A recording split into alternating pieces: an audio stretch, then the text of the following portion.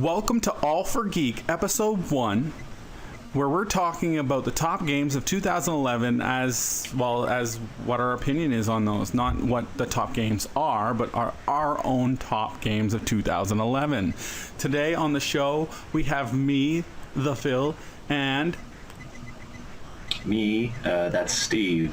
And thanks, Phil, for having me on the show. And thanks to all the people who are going to watch this, all three of them. Hopefully people who are watching our other shows, all two or three of them, our other shows of What's Gaming and Super Tech Hangout Squad, and even further back, like stuff like What's Can of Gamers and Show in Question.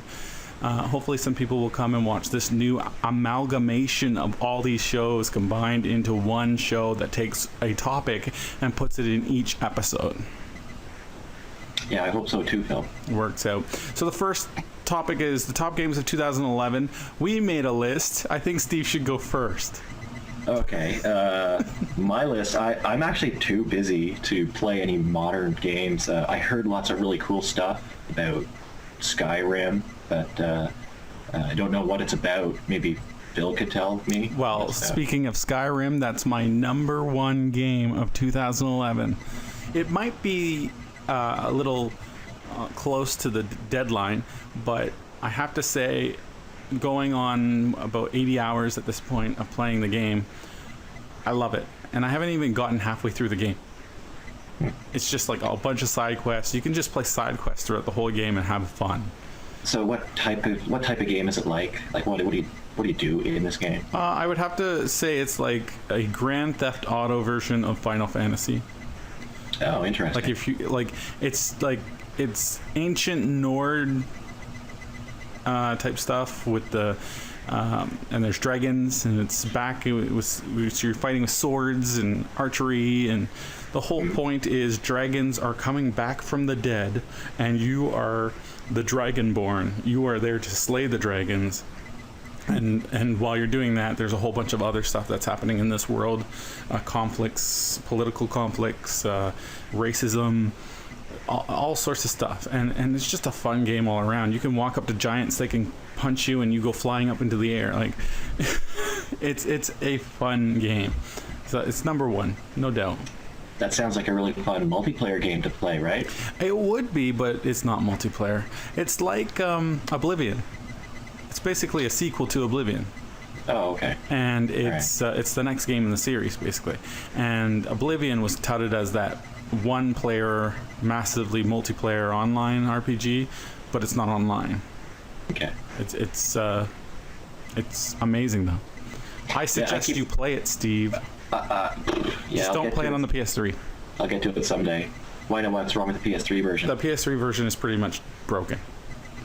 Okay. If you save too many times, it causes the game to lag because it's loading all those save data. Well, by the time I get to play it, because I'm still on the first Infamous right now, it'll be like 2016. I'm sure they'll have a patch for that kind of thing. Hopefully. They already released a patch and made it more broken. Oh. Well, they'll get it all sorted out by 2016 when I have time to finally play it. So I got it on the PC. It's beautiful. Cool. My second game is WWE 12.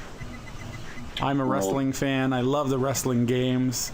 This one is just they retooled the gameplay in it, the actual engine for the gameplay, and just made everything more smooth, a little bit more cartoony, but more smooth, and it's a beautiful game. I really liked SmackDown 2010, I think. That's the one that I played, SmackDown versus Raw. And the reason I got it was because it had a multiplayer component in it. I thought it'd be really fun to wrestle online, but I don't think we ever played. Did we ever? No, I don't think we ever did. We should, though. Yeah.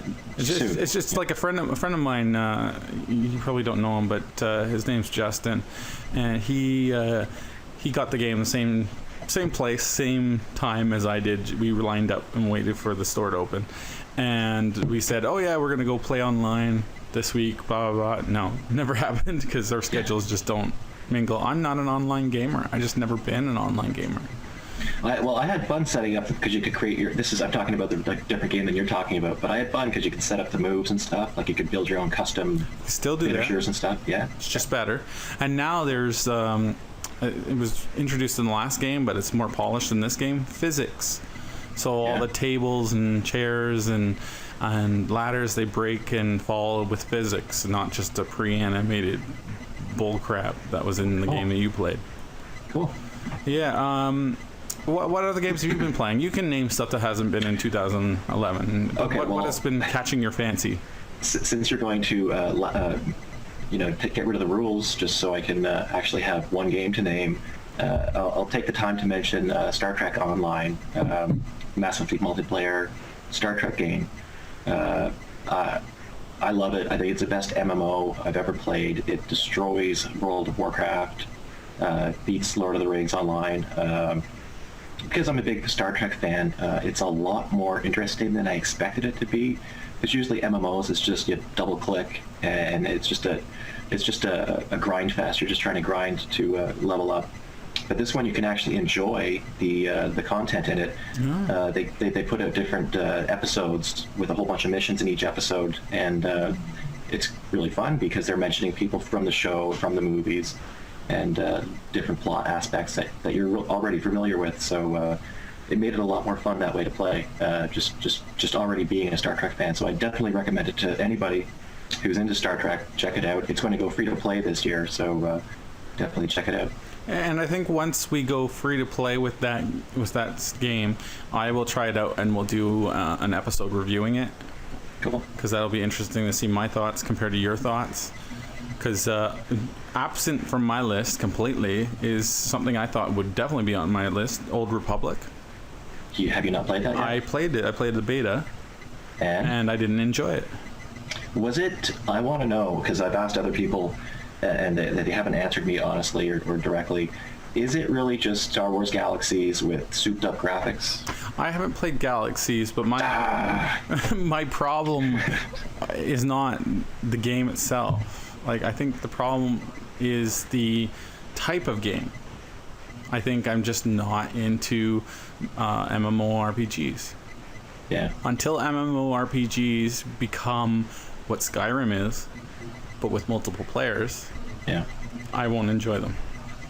And I think eventually it'll get to there, but it's not there yet. Yeah, I'd enjoy it a lot more if the world was an open world and you could almost make up your own missions and things like that. Yeah, I don't like going and saying, oh, you have three to five traps to break people out of, and then you're done that thing. Like, let me go on a mission, come into contact with some bad guys, and like actually play the game like you would in Skyrim or any other RPG out there, rather than giving me these stupid quests that have like this boring bullshit attached to it. I don't want to have to find 70 coats of this one pig so that I can come back and go on to the next quest. It's boring. Yeah. And you played the beta, right? So do you still have to do all kind of walking and traveling just to get to the next quest? Yeah. To where you're going? Yeah. Well, there's taxis or something like that. I didn't play much of it. It just bored me right away, and unfortunately, you have to hook me in quick to get me. I'm not a usual MMORPG person. I'm not going to stick it out because I know there's more to come. You have to get the new MMORPG crowd, the guys that are introduced to this game because, oh, it's Old Republic. It's like Knights of the Old Republic, but it's not. It's just boring. Yeah. See, in Star Trek Online, they get rid of all that minutia. You just go, you click on the interface to grab your next quest. You don't have to walk up to some guy. You can still do that if you want to, but they've taken all the walking and traveling out of it. So it's more about the episode, the story content within. So. All right. Well, we'll talk about Star Trek soon because I'll try it when it goes free to play. The next game that's on my list, number 3, is Magic: The Gathering 2012. Magic, okay. That's like the card game? Yeah, I love the card game. Like, that's our time, but we still have over 5 minutes, so we'll keep going. Magic: The Gathering, the card game. I love the game, but I don't really have friends to play with. Like, I don't have like someone here that likes Magic: The Gathering, and I don't want to shell out all that money. That's a lot of money to get involved in Magic: The Gathering. Do you have to buy decks for this? Not played it on in real life you right? do, but I play it on PS3, PS3, all right. Or I have been. I was contemplating getting it for the PC because I love it so much. But and the fact of the matter is, this game is good, but you lose interest in it because it's all the same stuff. Like, you don't get as much diversity as if you were playing random real life opponents who could have any deck, anything in their deck. Okay. So it's a great game. It's a lot of fun. You'll be into it for about, I'd say, 30 hours, maybe more, but then it'll probably lose its interest. Now, do you have to know Magic, how to play Magic before No, it'll teach you. It'll pretty much teach you, and it's only that one price. You can buy decks for the game, like extra decks and other things, but you don't have to. Cool. And it's pretty cheap, so check it out. You can buy it on pretty much anything: Steam, PS3, Xbox, just about anything. Anything else on your end? Well, you said you had 5. What's your 5th? Well, I have 2 more. 2 more? 2 more. I had Skyrim #1, WWE 12, Magic the Gathering. Oh. My 4th one is Mass Effect 2. Okay. Another single-player game. Another single-player RPG shooter type game. Really good. All right. And Scribblenauts.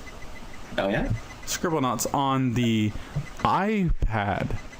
Okay, I did actually play Scribblenauts on the iPad this year, so I do know what you're talking about, and I'm impressed with it. Cool. Yeah, it was first came out on the DS, and it was an amazing game. It blew my mind that you could pretty much call up any object. You have to solve puzzles and use objects that you come up with in your head. And there's a huge amount of things that you could come up with. If you say, oh, I want to solve this object with a fire-breathing cat, it's probably there. Yeah. I want to solve this object with a box of candy. It's probably there. Now, you have the iPhone 4S. Does it support Siri? Like, can you just say the objects you want? No. No, I heard that. Hardly anything. Well, I haven't tried. Well, you gotta just try it. Not right now, but well, don't try it now. But you try it because that's what I heard. I'll take a look and I'll tell you later. All right, let me know. and that's it. That's my list. All right, that's cool. So top 2011 games were good, and the next episode will be TV. Is there any other things you want to say about this subject before we go? My New Year's resolution is to play more games and work less. Skyrim, Steve. Skyrim. Yeah. I'm not... Skyrim 2016. I've got to play Infamous 2 first. Yeah, so. you have to wait until you have like 100 hours to play. Why? Because that game can be like 100 hours of play. Oh, really? Oh, yeah. All right. We'll see you everybody later. We're going to be back with episode 2, the top TV of 2011. Cool. Bye. All for Geek.com.